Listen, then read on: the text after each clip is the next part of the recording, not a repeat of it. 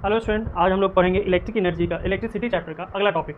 इससे previous videos में हमने बहुत सारे टॉपिक्स को कवर किए हैं और इजी लैंग्वेज में और अच्छे से कवर किया है। आप लोग प्लीज़ जाके उसको एक बार जरूर देखिए, ठीक है, और शेयर करिए। तो इस वीडियो में आज हम लोग क्या पढ़ेंगे, इलेक्ट्रिकल या इलेक्ट्रिक पावर के बारे में। इलेक्ट्रिक पावर क्या होता है, ठीक है, इलेक्ट्रिक पावर क्या होता है, इसका पहले डेफिनेशन हम लोग देख लेते हैं। तो रेट एट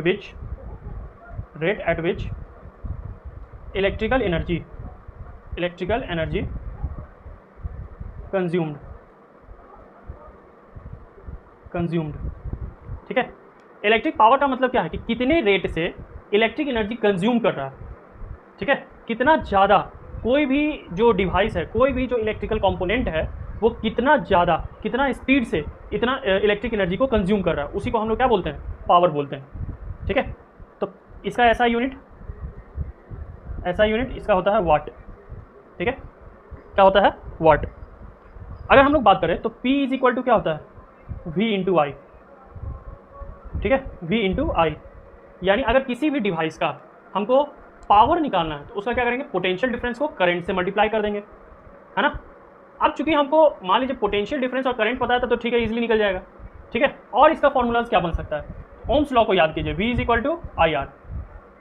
इस वैल्यू को हम लोग इसमें पुट करेंगे, यानी P is equal to V के जगह पे क्या पुट करेंगे, आई आर इंटू आई। यानी यहाँ से क्या बन जाएगा, P is equal to I square R. ये हो गया पावर का सेकेंड फॉर्मूला। ये कब यूज़ करेंगे, जब V नहीं दिया हो, जब I और R दिया हो तब, ठीक है। एक फॉर्मूला और हम लोग जानते हैं कि I इज इक्वल टू यहाँ से क्या लिख सकते हैं, V बाई आर, है कि नहीं। तब फिर यहाँ से थर्ड फॉर्मूला पावर का क्या हो जाएगा, अब V की जगह हम लोग क्या पुट कर, I की जगह क्या पुट कर देंगे, V into V by R, यानी P is equal to V square R. यानी पावर का ये तीन फॉर्मूला आप लोग को याद रखना है, पावर का ये तीन फॉर्मूला। हालांकि एक ये भी, ये V इंटू आई भी याद रखोगे तो चलेगा, है ना, तो चलेगा, कोई दिक्कत नहीं है, उसी से ये सारा तुम्हारा बना है ना, कोई दिक्कत इसमें, कोई दिक्कत। पावर क्या हो गया, कितने रेट से, कितने पावर से, ठीक है, कितने रेट से कोई भी डिवाइस जो है इलेक्ट्रिक एनर्जी को कंज्यूम कर रहा है, कितने रेट से कोई भी डिवाइस इलेक्ट्रिक एनर्जी को कंज्यूम कर रहा है, उसी को हम लोग क्या बोलेंगे, इलेक्ट्रिक पावर, ठीक है। नेक्स्ट टॉपिक इलेक्ट्रिकल एनर्जी क्या होता है, तो power consumed in a unit time. मतलब एक यूनिट टाइम में कोई भी इलेक्ट्रिकल डिवाइस, ठीक है, एक यूनिट टाइम में कोई भी कंडक्टर कितना पावर कंज्यूम किया है, उसी को हम लोग क्या बोलते हैं, इलेक्ट्रिकल एनर्जी, ठीक है। यानी कि एक यूनिट टाइम में कोई भी कंडक्टर कितना पावर कंज्यूम करता है, उसी को हम लोग क्या बोलते हैं, इलेक्ट्रिकल एनर्जी। इसका ऐसा यूनिट क्या होता है, ऐसा यूनिट एनर्जी है तो यूनिट क्या हो जाएगा, जूल, यूनिट क्या हो जाएगा, joule. E is equal to P into T, है कि नहीं। पहला फॉर्मूला तो ये हो गया। दूसरा E is equal to power का भी अभी फॉर्मूला हम लोग क्या देखे थे, सारे चीज़ को यहाँ पे पुट करते चलो, V इंटू आई इंटू टी, दूसरा फॉर्मूला। तीसरा E इज इक्वल टू, अब V की जगह हम लोग पुट किए थे आई आर, तो आई स्क्वायर आर टी, तीसरा। चौथा फॉर्मूला I की जगह पुट किए थे हम लोग V by R, V square T by R. तो ये चार फॉर्मूला एनर्जी का यूज़ है। अब अकॉर्डिंग टू क्वेश्चन हम लोग यूज़ कर देखते चलेंगे कि कौन सा फॉर्मूला लगेगा, ठीक है। किसी भी कंडक्टर के द्वारा एक यूनिट टाइम में कितना पावर कंज्यूम हो रहा है, ठीक है, कोई भी कंडक्टर एक यूनिट टाइम में कितना पावर खींच रहा है, कितना पावर कंज्यूम कर रहा है, वही उसका क्या कहलाता है, इलेक्ट्रिकल एनर्जी। कोई दिक्कत इसमें नहीं, ठीक। नेक्स्ट हमारा यहाँ पे इंपॉर्टेंट टॉपिक आता है एक,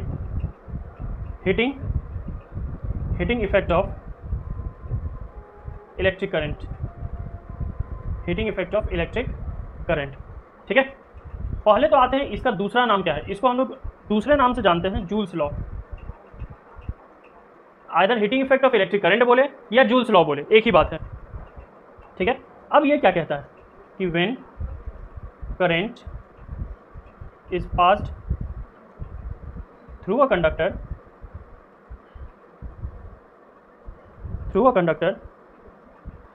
हीट इज प्रोड्यूस्ड। बहुत नॉर्मल सा बात कहा है, जो डे टू डे लाइफ में हम लोग पूरा देखते हैं कि अगर किसी भी कंडक्टर से कुछ अमाउंट में करंट पास हो रहा है तो ऑब्वियस है वो कंडक्टर क्या होगा, कुछ ना कुछ अमाउंट में हीट को प्रोड्यूस करेगा। जैसे इलेक्ट्रिक हीटर देखिए, इलेक्ट्रिक हीटर में करंट जा रहा है तो इलेक्ट्रिक हीटर का जो आयरन रॉड है वो क्या हो रहा है, हीट प्रोड्यूस कर रहा है। सिर्फ हीट ही नहीं बोल सकते हम लोग, लाइट भी बोल सकते हैं, ठीक है, लाइट भी बोल सकते हैं, heat and light is produce. Iron को देख लीजिए, इलेक्ट्रिक करंट जा रहा है, हीट प्रोड्यूस कर रहा है। बल्ब के फिलामेंट को देख लीजिए, इलेक्ट्रिक करंट जा रहा है, हीट प्रोड्यूस कर रहा है। तो जूल्स लॉ कहता है कि अगर किसी भी कंडक्टर से करंट पास करेगा तो वो कंडक्टर क्या प्रोड्यूस करेगा, हीट और लाइट। क्या प्रोड्यूस करेगा, हीट और लाइट। समझ में आई ये चीज़।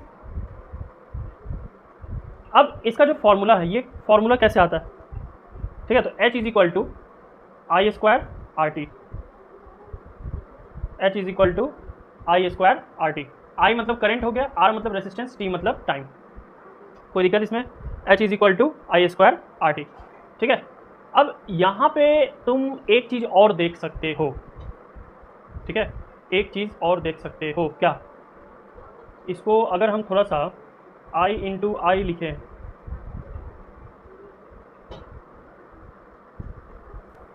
हाँ, यहाँ पे एक चीज़ और हम लोग यहाँ पे देख सकते हैं। अब इसको H is equal to I square है ना, तो इसको अलग अलग लिखो, I into R into T, है कि नहीं, ये तो लिख सकते हैं हम लोग।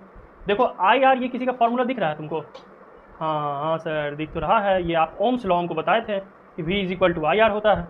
तो क्या हम H का एक और फॉर्मूला लिख सकते हैं, V इंटू आई इंटू टी, ये वाला फॉर्मूला लिख सकते हैं कि नहीं? हाँ सर बिल्कुल लिख सकते हैं, ठीक है। वैसे ही I के जगह पे हम दूसरा चीज़ पुट कर देंगे, है ना, V square R by into T, तो वो भी सही होगा, है कि नहीं, कोई दिक्कत इसमें। अच्छा एक चीज़ और, वी आई अभी अभी हम लोग किसका फॉर्मूला देखे हैं, वी आई, तो सर अभी अभी आप पावर का फॉर्मूला बताए हैं वी इंटू आई, तो क्या H इज इक्वल टू हम लिख सकते हैं P into T, power into T, लिख सकते हैं कि नहीं, है ना, लिख सकते हैं कि नहीं। यही फॉर्मूला किसका था, इलेक्ट्रिकल एनर्जी का था, है ना। तो जूल्स लॉ ऑफ हीटिंग समझ में आया, जब करंट पास होता है किसी भी कंडक्टर से तो हीट प्रोड्यूस होगा, ठीक है। उसका मेन फॉर्मूला ये याद रखिए, ये तो खैर जब आई और आर वगैरह नहीं दिया रहेगा तो जो भी क्वेश्चन में दिया रहेगा उसके अकॉर्डिंग हम लोग पुट करके बना लेंगे, कोई दिक्कत इसमें। अब आते हैं एप्लीकेशंस की तरफ कि कौन कौन सा एप्लीकेशन यूज़ होता है, ठीक है, यानी कि applications of heating effect, applications of heating effect लिखो या जूल्स लॉ लिखो, जूल्स लॉ, मैंने कौन कौन सा डिवाइस हीटिंग इफेक्ट पे काम करता है। तो अभी अभी हम लोग देखे आयरन, दूसरा हीटर, तीसरा बल्ब,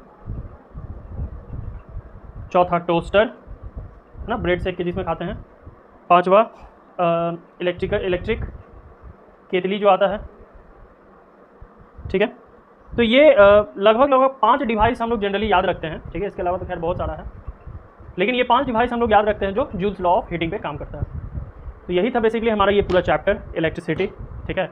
इसके अगले वीडियो में हम लोग इससे रिलेटेड जितना भी न्यूमेरिकल्स है, ठीक है, सीरीज और पैरेलल से रिलेटेड, फिर इलेक्ट्रिक एनर्जी और पावर से रिलेटेड और हीटिंग इफेक्ट से, ये सारे न्यूमेरिकल्स को डिस्कस करेंगे। तो प्लीज़ आप लोग नेक्स्ट वीडियो देखना ना भूलें, उसको हम लोग अच्छे तरीके से एकदम टेक्निक से, ट्रिक से सॉल्व करने का कोशिश करेंगे, ठीक है।